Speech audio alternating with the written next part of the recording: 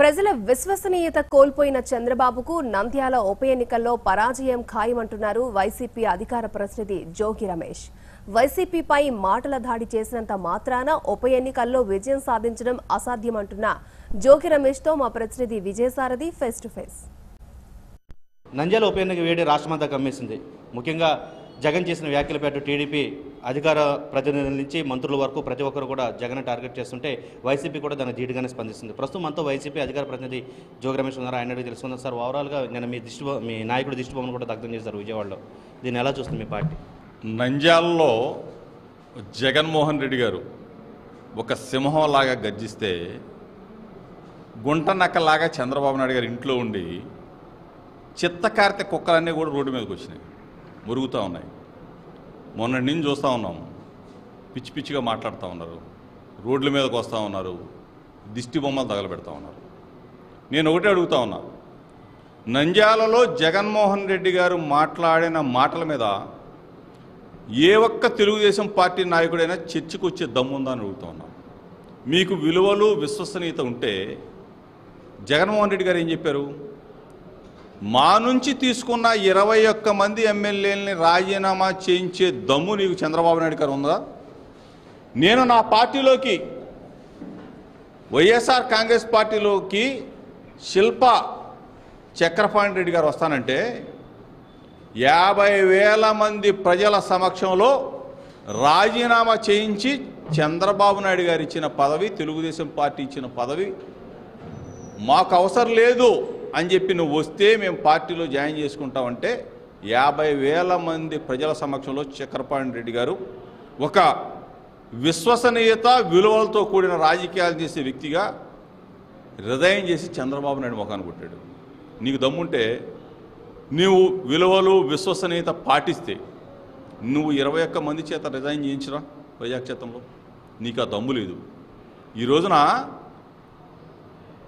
రాష్ట్రంలో పరిపాలన జరగట్లేదు అని చెప్పేసి అన్ని వర్గాల ప్రజలు ఈ రోజున ఒక వెన్నుపోటుదారుడు, ఒక ముఠాకోరు వ్యక్తి ప్రజల్ని వంచి పీడిస్తున్నాడు, పురాణాల్లో ఉన్న వాస్తవాలను ఆయన చెప్పాడు. ఆ రోజు రావణుడు ఏం చెప్పాడు, రావణుడు ఏం చేశాడు, హిరణ్యకశిపుడు ఏం చేశాడు, రాక్షసులందరూ కూడా సంహరించబడ్డారు. నువ్వు దిష్టి బొమ్మలు తగలబెడతా ఉన్నావు, దిష్టి బొమ్మ తగల పెట్టేస్తా ఉన్నావు నువ్వు చెప్పి పోలీసు వ్యవస్థ ఏమైందని అడుగుతా ఉన్నావు. ప్రతిపక్షం మేము రోడ్డు మీదకి వస్తే మమ్మల్ని తీసుకెళ్ళి అరెస్ట్ చేస్తావు, కేసులు పెడతావు. నీ కళ్ళ ముందు పోలీసు డీజీపీ గారి పోలీసు వ్యవస్థ ముందు ఈ రోజున అధికార పార్టీ వాళ్ళందరూ కూడా రోడ్ల మీదకి వచ్చేసి జగన్మోహన్ రెడ్డి గారి దిష్టి బొమ్మలు తగలబెడితే వ్యవస్థ ఏమైపోయిందని అడుగుతా ఉన్నాం. ఇంకోటి కూడా చెప్తా ఉన్నాం, పోలీసు వ్యవస్థ డీజీపీ గారు వీళ్ళ మీద కేసులు కట్టి అరెస్టులు చేయకపోతే మా వైఎస్ఆర్ పార్టీ శ్రేణులన్నీ కూడా బయటకు వస్తాయి. నువ్వేమో అక్కడక్కడ చేసేమో సందుకి గొంతుకి కూడా చంద్రబాబు నాయుడు దిష్టి బొమ్మ తగలబెట్టిస్తాం. ఇది జరిగి తీరుతుంది. మీరు కన్నా చర్యలు తీసుకోకపోతే మాత్రం టిట్ ఫర్ టాట్ చేస్తాం. నంద్యాల సభకి వచ్చిన జనం అంతా కూడా బయట నుంచి వచ్చారంటూ కూడా నిన్న ఒక అధికార ప్రకటన బయటకు వచ్చింది టీడీపీ నుంచి. దీన్ని ఎలా చూస్తున్నారు? బయట నుంచి అంటే ఇతర రాష్ట్రాల నుంచి తీసుకొచ్చాము, ఇతర దేశాల నుంచి తీసుకొచ్చాము. నంద్యాల నియోజకవర్గ ప్రజలంతా, నంద్యాల నియోజకవర్గ, లేకపోతే చంద్రబాబు నాయుడు గారికి ఇంటెలిజెన్స్ ఉంటుంది కదా, ఆయన చూసుకోమనండి. చంద్రబాబు నాయుడు సభ అక్కడ ఆయన మిషన్లు ఇస్తానంటానో కుట్టు మిషన్లు ఇస్తానంటానో తీసుకొచ్చారు, అందరిని తీసుకొచ్చారు. ఆ తర్వాత మిషన్లు లేవు, లేకపోతే వాళ్ళకి ఏమీ లేవు. జగన్మోహన్ రెడ్డి గారి సభ జనసభ, జనం ప్రేమతో వచ్చిన సభ. అది మీరు చూస్తుంటారు మీడియా అంతా కూడా. జగన్ గారు మాట్లాడుతున్నప్పుడు ప్రజల్లో ఉన్న స్పందన చూడండి ఒకసారి.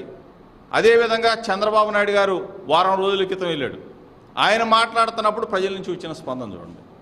ఇవన్నీ కూడా మీరు మీడియా అంతా కూడా ఒకసారి ఇద్దరిని కూడా చూస్తే, సభలు చూస్తే ఎవరికి ప్రజాబలం ఉంది, ఎవరికి విశ్వసనీయత ఉంది. ఈరోజు గెలవలేకనే 5,000 ఇస్తాను, ఓటుకి 5,000 ఇస్తానని చెప్తున్నాడు ముఖ్యమంత్రి. నిజంగా ముఖ్యమంత్రి స్థాయిలో ఉన్న వ్యక్తి నేను ఓటుకి 5,000 ఇచ్చి కొనగలను అంటే అసలు ప్రజాస్వామ్యంలో ఆయన గురించి ఆయన అరెస్ట్ చేయాలి, ముందు జైల్లో పెట్టాలి. జగన్మోహన్ రెడ్డి గారి గురించి కాదు మాట్లాడటం. ఆయన అరెస్ట్ చేయాలి. డెఫినెట్గా వైఎస్ఆర్సీపీ గెలుపు ఖాయం. అన్ని వాస్తవాలతోటి తమ నాయకుడు ప్రభుత్వంపై విమర్శలు చేస్తే అవన్నీ ఒక పక్కన పెట్టి కేవలం ఒక మాటను పట్టుకుని కేవలని వైఎస్ జగన్ని బద్నాం చేసే ప్రయత్నం అయితే జరుగుతుంది. ఇదే కనుక దీనిపై ఖచ్చితంగా అటు ప్రభుత్వం కానీ ఇటు పోలీసు యంత్రాంగం కానీ చర్యలు తీసుకోకపోతే తమ వైసీపీ శ్రేణులే రోడ్డుపైకి వచ్చి తమపై ఆరోపణలు చేస్తున్న టీడీపీ వర్గానికి సరైన బదులు చెప్తామని జోగి రమేష్ చెప్తున్నారు.